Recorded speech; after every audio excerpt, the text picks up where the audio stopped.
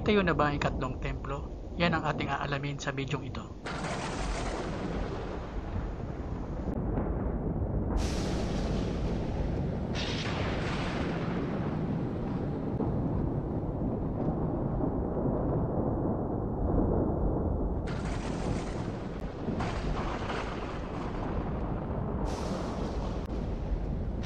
Sinisimulan na ba ang pagpapatayo ng ikatlong templo ayon sa nasusulat?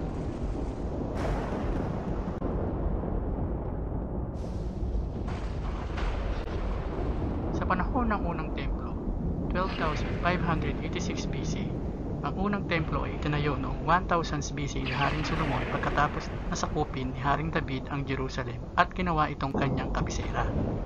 Ang templo ay nawasak noong 586 BC ni Nebuchadnezzar, ang hari ng Babylon. Nang sakupin niya ang Jerusalem, may kakaunting labing sa templo, timog ng buro ng lungsod ni David. Ang katibayan ng pagsakop at pagwasak ng lungsod ay makikita sa Burned House at House of Bulay. Unang templo. Ikalawang templo.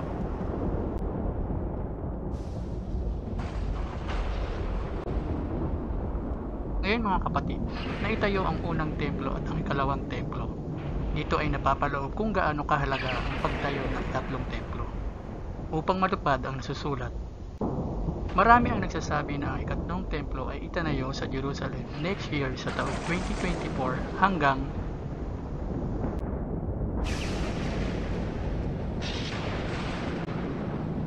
2025. Dahil ang mga Hudyo ay naghahanda ng kanilang red heifer upang sunugin sa likod ng kampo. At ang red heifer ay ginagamit ang abo ng mga sinaunang mga Israelita para sa paglinis ng kanilang mga kasalanan.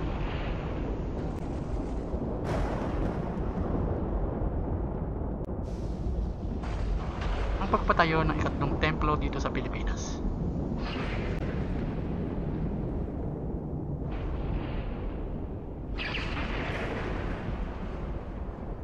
Red heifer.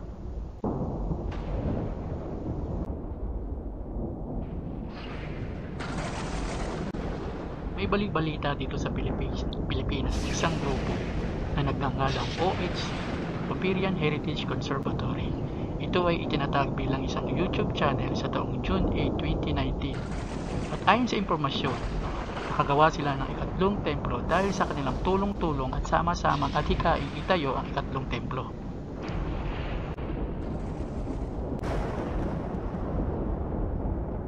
Templo sa Pilipinas, ang ikatlong templo.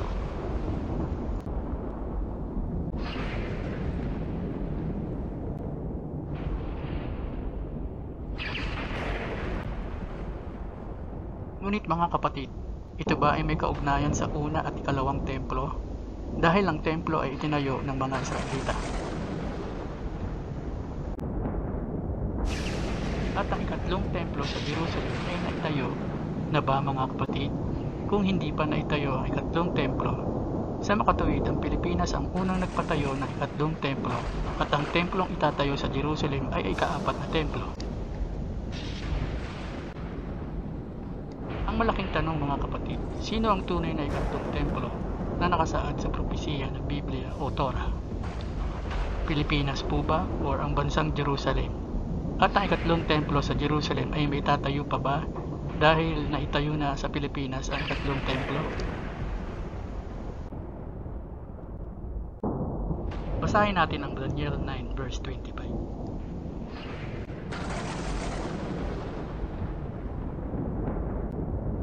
Unawain mo ito.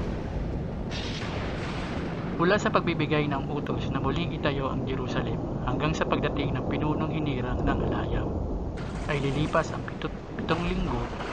Muling itatayo sa Jerusalem ang mga lansangan at pader nito ay aayusin sa loob ng 62 linggo. Ito ay panahon rin ng kaguluhan. Pagkalipas ng 62 linggo, papatayin ang hinirang ng alahayang. Ang lungsod at ang templo ay wawasakin ng bukbo ng isang makapangyarihang hari. Ang wakas ay darating na parang baha at magkakaroon ng digmaan at pagkawasak ng itinakda ng alahayang. Ang hari ito ay gagawa ng isang matibay na kasunduan sa maraming tao sa loob ng isang linggo. Pagkaraan ng kalahating linggo, papatigilin niya ang paghahandog. Ilalagay niya sa itaas ng templo ang kasuklam-suklam na kapalapakas-tanganan. Mananatili ito roon hanggang sa wakasan ng alahayam ang naglagay nito.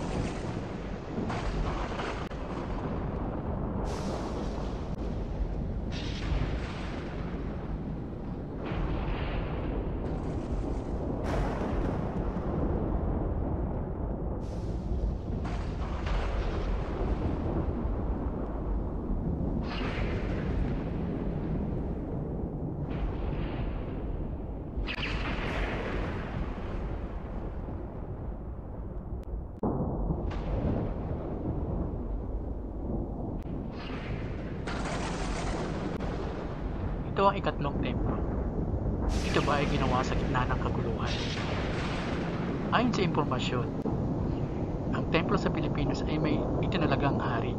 Ang hari ito ay nagbaba ng mga utos mula sa alahayam na tinatawag na Covenant Law of Moses. Ngunit nasaan ang hari ito? Mga kapatid, ito ba ay buhay pa o patay na? Ayon sa Book of Daniel, mamamatay